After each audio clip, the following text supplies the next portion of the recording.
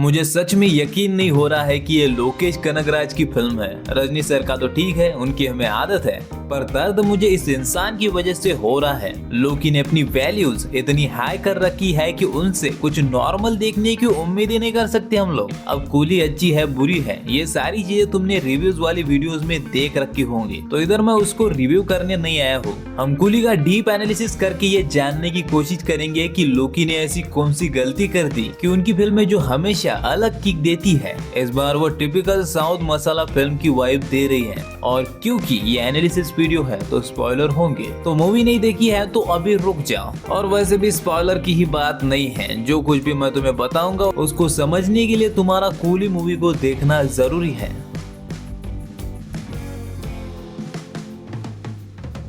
हर director अपनी film में कुछ चीजें कंटिन्यूसली यूज करता है। जैसे लोकी के ही डायरेक्शन को ब्रेक डाउन करते हुए मैंने उनकी कुछ सिमिलर चीजें जो वो हर फिल्म में यूज करते हैं वो तुम्हें इस वीडियो में बताई है। अब मैं यहाँ पे सिमिलर चीजों की बात इसीलिए कर रहा हूँ क्योंकि एक डायरेक्टर जब हर फिल्म में अपनी उन चीजों को दोहराता है तो वो चीजें उस डायरेक्टर की पहचान बन जाती है। पर प्रॉब्लम तब आती है जब कोई डायरेक्टर अपनी पिछली फिल्मों से ज्यादा ऑब्सेस होके उसकी पूरी टेम्पलेट से ही एक नई फिल्म बनाने की कोशिश करता है। इसके लिए स्पाई यूनिवर्स काफी बदनाम है, लेकिन यही चीज लोकी ने इस बार कूली में भी की है। उन्होंने कूली को पूरा का पूरा विक्रम की टेम्पलेट में ही बनाया है। जैसे विक्रम का बेटा एक सिंडिकेट के खिलाफ लड़ते हुए मारा जाता है और विक्रम को गेम में मजबूरी में उतरना पड़ता है, वैसे ही देवा का दोस्त या साला कह लो सबूत इकट्ठे करते हुए मारा जाता है और देवा गेम में उतर जाता है मजबूरी में।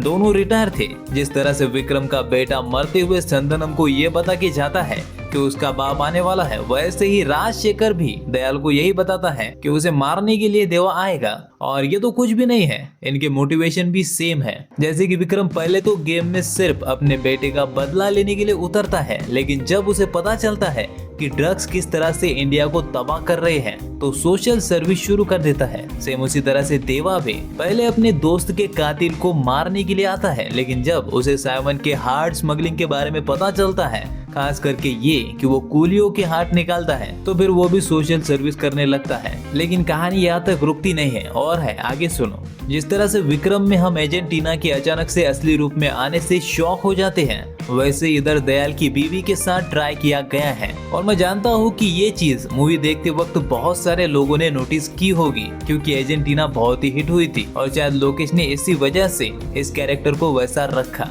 और क्योंकि विक्रम में एजेंट टीना के अचानक रूपांतर की वजह से थिएटर में लोगों की आंखें बड़ी हो गई थी, तो इसीलिए कम से कम दयाल की बीवी को डायन बनते देख एजेंट टीना की याद तो तुम्हें जरूर आई होगी। खैर, ये जो टेम्पलेट वाली चीज है ना, ये आगे भी मूवी में कंटिन्यू की जाती है। जैसे कि विक्रम के क्लाइमैक्स में रोलेक्स की एंट्री हुई थी, वैसे ही यहाँ पे दाह की एंट्री होती है। और यही नहीं बल्कि उसे वैसे ही क्रेजी दिखाने की कोशिश भी की है। जैसे वे में वो हंसता है, गोलियां चलाता है, साफ पता चलता है कि इसे लोकी रोलेक्स बनाने का ट्राई कर रहे हैं, जबकि बना दिया जोकर। पर सिर्फ टेम्पलेट फॉलो करना ही मूवी के इतने बुरे बनने का रीजन नहीं है। इनफैक्ट आगे जो मिस्टेक मैं बताऊंगा, अगर लोकी ने वो सुधार ली होती तो इन सिमिलर टेम्पलेट वाली चीजों को रेयरली ही कोई नोटिस कर पाता।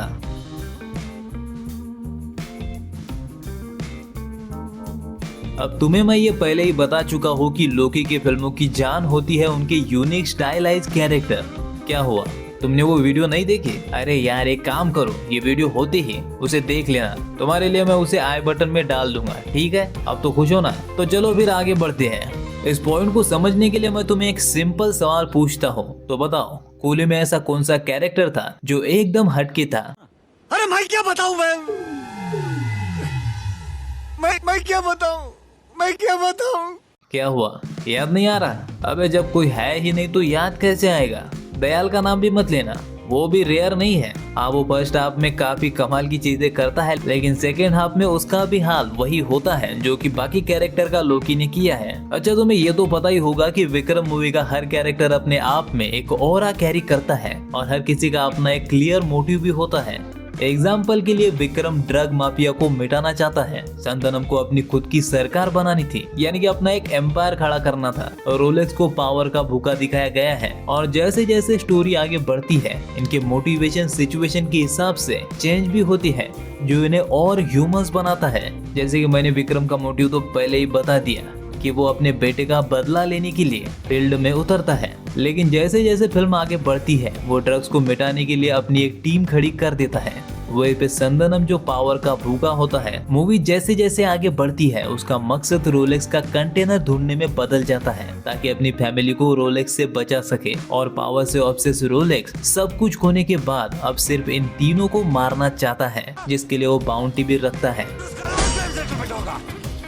और हम अमर को कैसे भूल सकते हैं, शुरुआत में जिसका क्लियर गोल विक्रम को पकड़ना होता है, लेकिन क्लाइमैक्स से पहले वो खुद उसकी टीम में शामिल हो जाता है।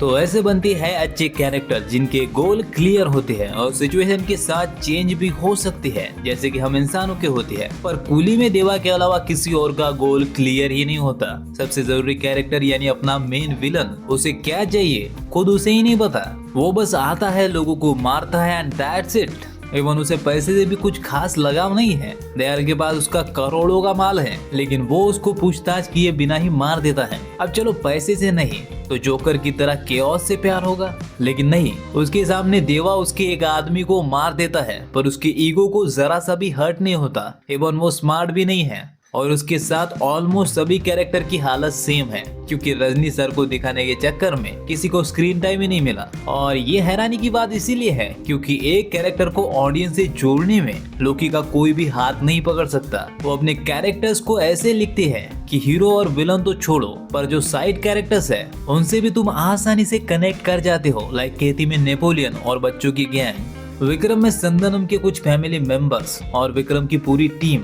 मास्टर में कई सारे छोटे बच्चे और दास से भी हम आसानी से कनेक्ट कर जाते हैं। अब कई बार कहानी अच्छी ना हो के भी कुछ कैरेक्टर्स लोगों को भा जाते हैं, जैसे पठान का जिम।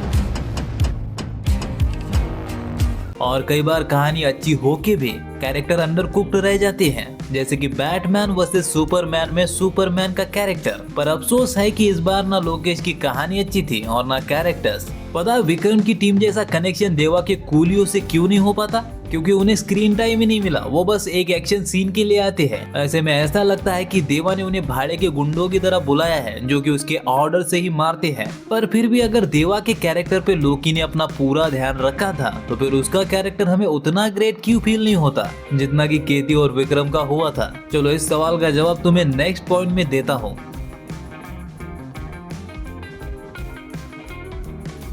जब बाहुबली इतना बड़ा पहाड़ चढ़ के ऊपर जाता है जिसको चढ़ने में किसी ट्रेन सोल्जर की भी फटके हाथ में आ जाए, तब हम उस पे जरा सा भी शक नहीं करते, because of SS Rajamouli conviction. इस इतने से सीन के लिए प्रॉपर स्क्रीन टाइम देके हमें दिखाया जाता है कि कैसे शिवा बचपन से ऊपर जाने का ट्राई कर रहा होता है। इतने सालों की प्रैक्टिस होके भी वो तभी ऊपर जा पाता है जब उसके सामने ऊपर जाने का एक मकसद होता है, प्यार।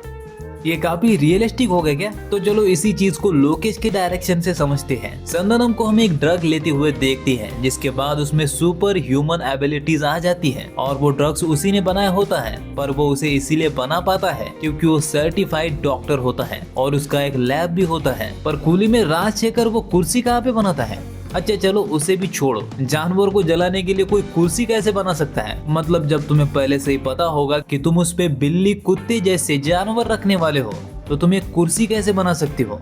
तुम ऐसा कुछ बनाओगे ना जिसपे कि जानवर फिट आ सके। और ये है लैक ऑफ कन्विक्शन, जो कि मूवी के हर एस्पेक्ट में दिखाई देता है, यहाँ तक कि एक्शन में भी, जो कि लोकी के फिल्मों का सेलिंग पॉइंट होते हैं। तुमने ये अक्सर नोटिस किया होगा कि लोकी अपने फिल्मों में एक्शन को लेकर ग्राउंडेड अप्रोच रखना पसंद करते हैं। जहाँ एक्शन जितना रियलिस्टिक होता है उसे उतना ही ग्राउंडेड बनाया जाता है। इवन मास्टर जैसी मासी फिल्मों में भी एक्शन ग्राउंडेड रखा गया है, जहाँ भवानी बचपन से दीवार पे पंच मार के भी किसी को एक मुक्के में 100 फीट दूर नहीं गिरा था। इवन ये चीज तो विक्रम ट्रेंड सोल्जर होके भी और संदनम सुपर ह्यूमन एबिलिटीज लेके भी नहीं कर पाता, जिसको देवा पूरी फिल्म में करता है। स्पेशली देवा की फिजिकल कंडीशन को देखकर ये देखने में काफी फनी लगता है कि देवा एक ही पंच में 3-3 80-80 किलो के आदमियों को एक साथ हवा में ऐसे लटका रहा है जैसे कि उन पे पीछे से रस्सियां बांधी हो।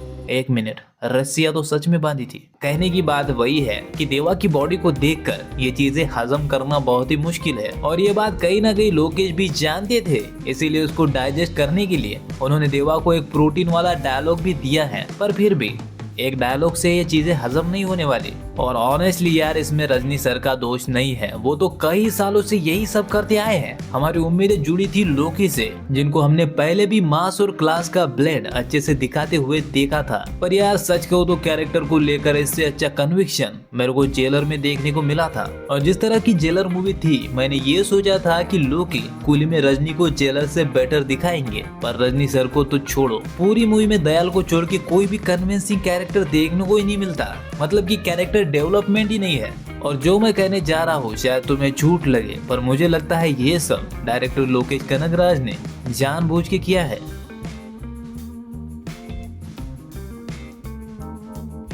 देखो, जब भी कोई स्टोरी को छोड़ के एक्टर पे ज्यादा फोकस करता है, फिल्म का कबाड़ा बन जाता है। क्योंकि तब वो कहानी लिखते वक्त ये नहीं सोचता कि अच्छी कहानी कैसे लिखूं, बल्कि ये सोच के कहानी लिखता है कि जिस स्टार के साथ वो काम कर रहा है उसके स्टारडम के साथ स्टोरी फिट बैठनी चाहिए। अक्सर लोगों को मैंने लोकी की सबसे अच्छी फिल्म विक्रम को बोलते हुए सुना है, पर मैं ऐसा नहीं मानता। पर्सनली मेरे हिसाब से उसकी सबसे अच्छी फिल्म उनकी पहली फिल्म मानागरन थी। और उसके बाद अगर मुझे किसी को चुनना हो तो मैं केती को चुनूंगा और उसके बाद विक्रम को। और पता है ये दोनों फिल्में इतनी अच्छी क्यों बनी? क्योंकि करियर की शुरुआत में कोई भी बड़ा स्टार तुम्हारे साथ काम नहीं करता और तुम भी बड़े स्टार की उम्मीद नहीं करते। इसीलिए लोकी का ध्यान हीरो पे नहीं बल्कि अच्छी स्टोरी लिखने पे था। लेकिन कूली के वक्त उनका मकसद एक अच्छी कहानी लिखने से ज्यादा इस चीज पे था कि कैसे वो कमर्शियल पैन इंडिया मास मसाला फिल्म बनाए जो तमिल सिनेमा को वो दे सके जो अभी तक उसे नहीं मिला। वो है बॉक्स ऑफिस पे 1000 करोड़ का बड़ा नंबर। इसलिए शुरुआत से ही सारे फिल्म की तैयारी वैसे ही की जा रही थी। इसमें एक सुपरस्टार को लीड में लिया गया था और हर एक इंडस्ट्री से एक एक अच्छे एक्टर को उठाया गया था ताकि बॉक्स ऑफिस पे कोई भी कसर ना रहे। इसलिए तो उपेंद्र और आमिर खान के कैमियो फोर्सफुल लगती है क्योंकि कहानी उनकी डिमांड करती ही नहीं है। अगर लास्ट में आमिर दाहा बन के नहीं आते तो भी कहानी को इसका कोई असर नहीं पड़ता। उसके बाद जबरदस्ती के गाने भी ऐड किए गए जिनको फिल्म में इतने गंदे तरीके से फिट किया गया है कि वॉर टू भी शर्मा जाए, क्योंकि उन गानों का भी स्टोरी से जरा सा भी लेना देना नहीं था। बस मार्केटिंग में उनका यूज किया जाना था। और इन सब के ऊपर रजनी सर की फैन सर्विस भी तो करनी थी। उनके डायलॉग्स, आइकॉनिक स्माइल और हवा में उड़ते गुंडे, बस एक मासी फिल्म में यही तो सब चाहिए होता है। पर जो नहीं होता वो है अच्छी कहानी, जो इस बार लोकेश ने जानबूझ के इग्नोर की है। क्योंकि जैसे पुष्पा 2 के वक्त सुकुमार ये जानती थी कि वो ये टट्टी किसके लिए बना रहे हैं, वैसे ही लोकेश को भी ये अच्छे से पता था कि इस बार उनका टारगेट कौन सी ऑडियंस है या फिर कौन सा नंबर है।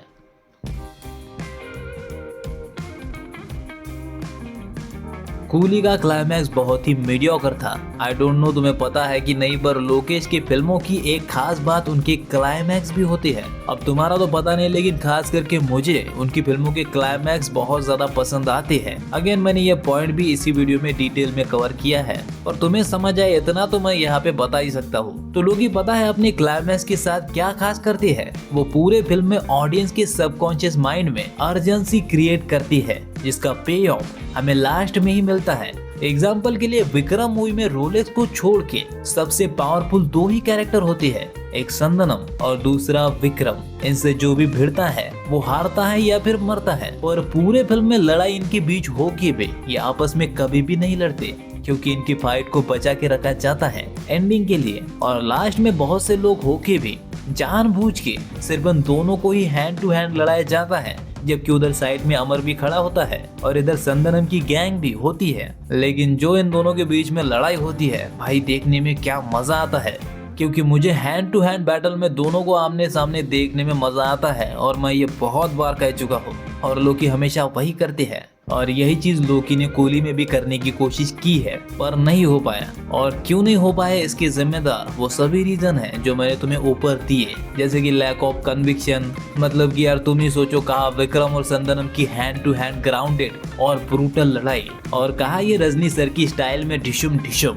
भाई मैं क्लाइमैक्स को देखकर पागल हो गया था कि देवा साइमन को उठा उठा के पटक रहा है, वो भी बहुत ही आसानी से। यही नहीं बल्कि साइमन के हाथ में बंदूक है और देवा उसका हाथ पकड़ के साइमन के ही गुंडों को गोलियां मार रहा है। साइमन के ही हाथ की कुल्हाड़ी लेकर वो उसी के सीने में घोंप देता है। और सोचो साइमन पूरी ताकत लगा के भी उसे रोक नहीं पा रहा है। मतलब मैं क्या कह रहा हूँ तुम समझ रहे हो ना? रजनी सर को हल्क की तरह दिखाया गया है, जिसके सामने क्लिंट तीर लेके क्या ही कर लेगा। और जब मुकाबला बराबरी का ही नहीं है तो फाइट देखने में मजा कैसे आएगा। और ऊपर से यार उनकी फिजिकल कंडीशन की वजह से एक्शन को ऐसे कोरियोग्राफ किया गया है कि अब मैं क्या ही बोलूं। तो overall lack of conviction, undercooked characters और कमर्शियल अप्रोच की वजह से दिखाए गए मासी एक्शन ने क्लाइमैक्स को एकदम टट्टी बना दिया।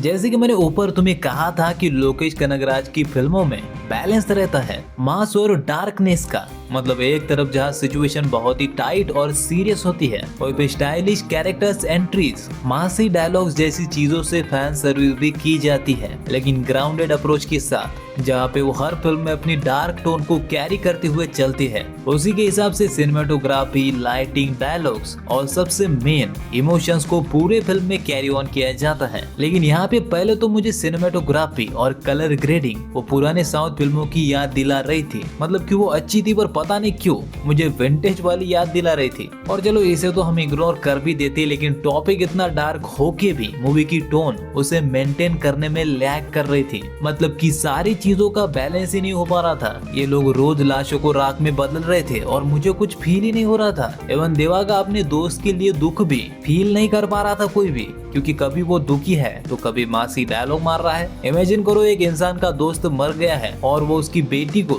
इस अंदाज में डायलॉग मार रहा है। सुपर।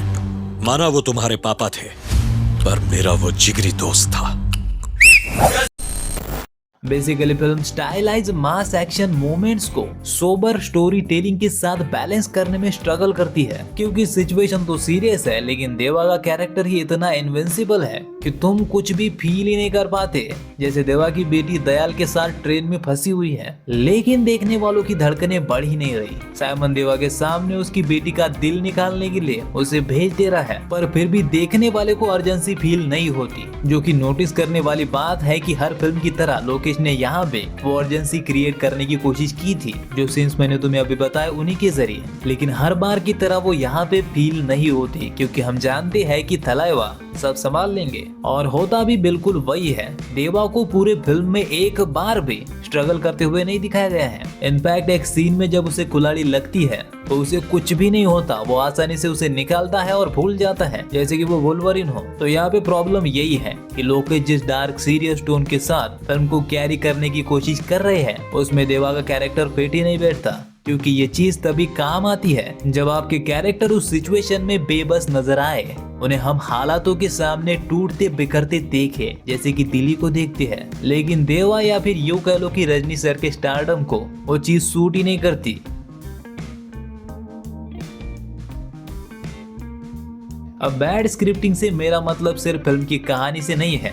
हाँ, मैं ये मानता हूँ कि फिल्म की कहानी इतनी भी बुरी नहीं थी, मतलब मीडियोकर है लेकिन डिजास्टर नहीं थी। बस जो भी सारी चीजें मैंने ऊपर बताई, इन सारी मिस्टेक की वजह से ही कहानी इतनी बुरी बनी है। लेकिन सबसे बड़ी मिस्टेक जो यहाँ पे हुई है वो है लोकेश का अपनी सारी फिल्म के ज्ञान को लेकर खिचड़ी बना देना, खास करके तब जब आपका लीड कैरेक्टर इसमें फिट ही नहीं बैठता। मैं अपनी इस वीडियो में वो आई नो कि मैं आलिया के ब्रह्मास्त्र के शिवा वाले डायलॉग को टक्कर दे रहा हूँ, पर ये लास्ट टाइम था, आई प्रॉमिस यू।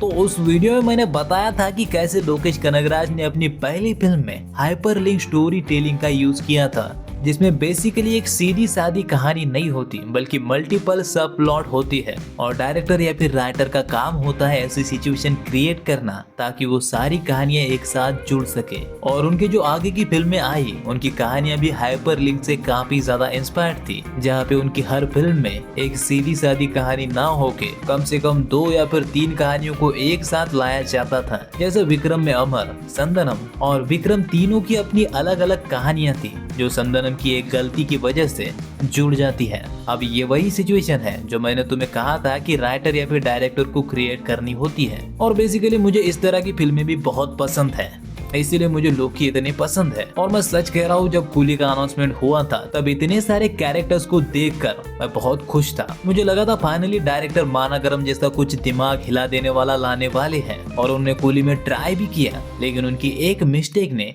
कूली की खिचड़ी बना दी। वरना टॉपिक इन्होंने अच्छा सिलेक्ट किया था, मतलब ऐसा कुछ यूनिक तो नहीं था, लेकिन वो जो हर बार करते हैं वैसा ही गैंगस्टर को लेकर टॉपिक था और ऐसे टॉपिक हमें हर बार पसंद आते भी हैं। और इसलिए ऊपर जो 6 मिस्टेक मैंने बताई वो करने के बाद भी कम से कम कहानी तो अच्छी निकल ही जाती, पर अनफॉर्चुनेटली उन्होंने इसके साथ देवा जैसा कैरेक्टर जोड़ दिया, जिसके साथ प्रॉब्लम ये है कि पूरी फिल्म उसी के अराउंड बनानी पड़ती है। और हाइपरलिंक स्टोरी टेलिंग में आप किसी भी एक कैरेक्टर पे पूरा फोकस नहीं रख सकते, वरना बाकी जो सब प्लॉट्स आपने बनाए हैं वो साइड हो जाएंगे। और यही इसमें होता है। साइमन के बेटे की दयाल की बीवी के साथ जो लव स्टोरी होती है उसे स्क्रीन टाइम ही नहीं मिलता, इसलिए जब वो सडनली साइड से मेन कैरेक्टर बनती है तो हम इस चीज को पचा ही नहीं पाते। ना ही साइमन के बेटे के मरने का हमें कोई दुख होता है, जबकि वो इकलौता अच्छा कैरेक्टर था पूरी फिल्म में, फिर भी हम उसके लिए फील नहीं कर पाते क्योंकि हमें इन दोनों कैरेक्टर से कनेक्ट करने का टाइम ही नहीं मिलता। यही सेम चीज उपेंद्रा और देवा के बाकी कुलियों के साथ भी होती है।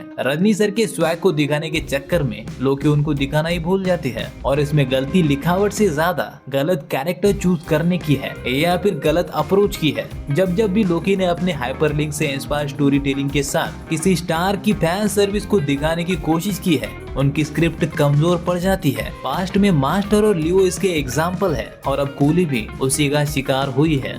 इमेजिन करो जॉन विक की दुनिया में हमने बाबा यागा की जगह जैक स्पैरो को कास्ट कर लिया है, या फिर जैक स्पैरो की दुनिया में लीड में जॉन विक को कास्ट कर लिया हो। ये कुछ वैसा ही है। या तो आप मल्टीपल सब प्लॉट क्रिएट करके हर कैरेक्टर को स्क्रीन टाइम दे के उसे अच्छे से डेवलप कर सकते हो, या फिर किसी स्टार को कास्ट करके पूरी मूवी का फोकस उसकी फैन सर्विस पे रख सकते हो। और जैसा कि मैंने कमर्शियल अप्रोच वाले पॉइंट में तुमसे कहा था, लोकी का ध्यान स्टोरी लिखने पे था ही नहीं, उनका ध्यान बस रजनी सर को लार्जर देन लाइफ दिखाने में था, क्योंकि ये फिल्म उनको ट्रिब्यूट की तरह दे रहे थे वो, जो कि अच्छी बात है। पर जब आपका ध्यान स्टोरी से हटके हीरोशिप पे आता है तो यही होता है। मूवी के हर सीक्वेंस को अगर ध्यान से देखोगे तो रियलाइज होगा कि हर दूसरा सीक्वेंस रजनी सर के कैरेक्टर को बिल्डअप देने के लिए ही डिजाइन किया गया था। और हर कैरेक्टर, चाहे वो दाहा हो, साइमन हो या फिर कोई और, देवा की वर्शिप करते हुए दिखाया गया है। और मुझे याद है जब मैं छोटा बच्चा था तब ये चीजें मैंने साउथ की फिल्मों में बहुत देखी थी। इंदिरा द टाइगर मुझे आज भी याद है। पौधा है समझ के उखाड़ा तो गर्दन उड़ा दूंगा। हमारे यहाँ ऐसा ही होता है। और सच कहूं तो इसमें कोई प्रॉब्लम नहीं है। अगर आप तमिल सिनेमा को बॉक्स ऑफिस पे एक बड़ा नंबर दिलवाना चाहते हो तो इससे बड़ी बात क्या ही हो सकती है। और मुझे भी ऐसी फिल्में पसंद थी, अभी भी पसंद है, लेकिन इतनी ज्यादा नहीं। पर मेरी बात छोड़ो, यहाँ पे प्रॉब्लम ये है कि उसके लिए आपको हाइपरलिंक स्टोरी टेलिंग से हटके हीरो सेंट्रिक नैरेटिव को ध्यान में रखते हुए कहानी लिखनी चाहिए थी। और उसमें भी आप मल्टीपल कैरेक्टर्स ऐड कर सकते हो, लेकिन वो सभी बस हीरो को ही बिल्डअप देने के काम आते हैं, उनका कोई अपना अलग सब प्लॉट नहीं होता। अगर तुम्हें कोई हीरो सेंट्रिक नैरेटिव का एग्जाम्पल चाहिए तो यहाँ पर मैं पुष्पा मूवी का एग्जाम्पल देना चाहूंगा, जहाँ पे बाकी सारे कैरेक्टर पुष्पा के आगे आके घुटने टेक देती है। और अगर हम इतिहास को खंगालना शुरू करें तो ऐसी फिल्में इंडियन सिनेमा में भरी पड़ी है।